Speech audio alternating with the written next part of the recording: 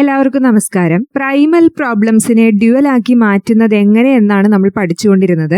ആദ്യമായാണ് ഈ ചാനൽ കാണുന്നതെങ്കിൽ ഡ്യുവാലിറ്റിയുടെ സ്റ്റാർട്ടിംഗ് വീഡിയോസ് കണ്ടിട്ട് ഈ വീഡിയോ കാണുമ്പോഴാണ് കുറച്ചുകൂടി മനസ്സിലാവുക. കാണാത്തവർക്കായി ഡ്യുവാലിറ്റിയുടെ കംപ്ലീറ്റ് പ്ലേലിസ്റ്റ് ഞാൻ ഡിസ്ക്രിപ്ഷനിൽ കൊടുത്തേക്കാം. ഈ വീഡിയോയിൽ മറ്റൊരു പ്രൈമൽ പ്രോബ്ലത്തിനെ നമുക്ക് ഡ്യുവലിലേക്ക് കൺവേർട്ട് ചെയ്യാം. ഇതൊരു മാക്സിമൈസേഷൻ പ്രോബ്ലം ആണ്. അപ്പോൾ ഡ്യുവൽ മിനിമൈസേഷൻ ആയിരിക്കുമെന്ന് നമുക്ക് അറിയാവുന്ന കാര്യമാണ്. മാത്രവുമല്ല, ഡ്യുവലിന്റെ ഒബ്ജക്റ്റീവ് ഫംഗ്ഷൻ എഴുതാനായി പ്രൈമലിന്റെ കൺസ്ട്രെയിൻസിലെ റൈറ്റ് ഹാൻഡ് സൈഡിലുള്ള കോൺസ്റ്റൻസ് ആണ് എടുക്കേണ്ടത്. ഇവിടെ ആ കോൺസ്റ്റൻസ് -3, -2 എന്നാണല്ലോ. എന്നാൽ ഇവിടെ ഈ കോൺസ്റ്റൻസ് ഉപയോഗിച്ച് ഡ്യുവലിന്റെ ഒബ്ജക്റ്റീവ് ഫംഗ്ഷൻ എഴുതിയാൽ തെറ്റിപ്പോകും. കാരണം പ്രൈമൽ മാക്സിമൈസേഷൻ ആണെങ്കിൽ അതിന്റെ എല്ലാ കൺസ്ട്രെയിൻസും less than or equal to type ആയിരിക്കണം. ഇവിടെ ഫസ്റ്റ് കൺസ്ട്രെയിന്റിന്റെ sign less than or equal to ആണ്. അപ്പോൾ ആ കൺസ്ട്രെയിന്റ് അങ്ങനെ തന്നെ ഉപയോഗിക്കാം. സെക്കൻഡ് കൺസ്ട്രെയിന്റ് പക്ഷേ greater than or equal to type ആണ്.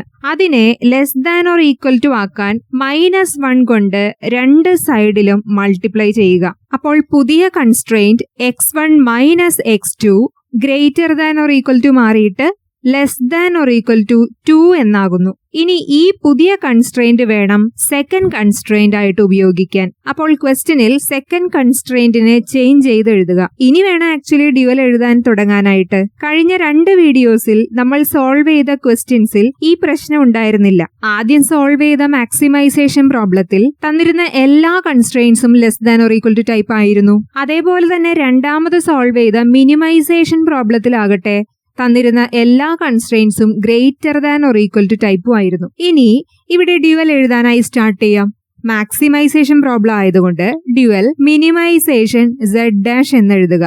നെക്സ്റ്റ് കൺസ്ട്രെയിൻസിന്റെ റൈറ്റ് ഹാൻഡ് സൈഡിലുള്ള കോൺസ്റ്റൻസ് ഉപയോഗിച്ച് y1 ആൻഡ് y2 വേരിയബിൾ കൊടുത്ത് ഡ്യുവലിന്റെ ഒബ്ജക്റ്റീവ് ഫംഗ്ഷൻ എഴുതുക. -3y1 + 2y2. ഇനി ഡ്യുവലിന്റെ കൺസ്ട്രെയിൻസ് എഴുതാനായി പ്രൈമൽ കൺസ്ട്രെയിൻസിന്റെ കോഎഫിഷ്യന്റ് മെട്രിക്സ് എഴുതുക. എന്നിട്ട് ട്രാൻസ്പോസ് എടുക്കുക. ഈ ട്രാൻസ്പോസ് മെട്രിക്സിന്റെ ഒപ്പം ന്യൂ വേരിയബിൾസ് ആയ y1 y2 മൾട്ടിപ്ലൈ ചെയ്യുമ്പോൾ നമുക്ക് ഡ്യുവലിന്റെ കൺസ്ട്രെയിൻസ് കിട്ടുന്നു. അപ്പോൾ ആ പുതിയ കൺസ്ട്രെയിൻസിന് എന്ത് ഇനീക്വാളിറ്റി കൊടുക്കണം? പ്രൈമലിന്റെ കൺസ്ട്രെയിൻസ് എല്ലാം less than or equal to ആയതുകൊണ്ട് അതിന്റെ reverse greater than or equal to ആണ് ഡ്യുവലിന്റെ കൺസ്ട്രെയിൻസിന് നമ്മൾ കൊടുക്കേണ്ട സൈൻ. ഇനി റൈറ്റ് സൈഡിലെ കോൺസ്റ്റൻസ് വേണ്ടേ? അതിന് പ്രൈമലിന്റെ ഒബ്ജക്റ്റീവ് ഫംഗ്ഷന്റെ കോഎഫിഷ്യൻസ് എടുക്കുക.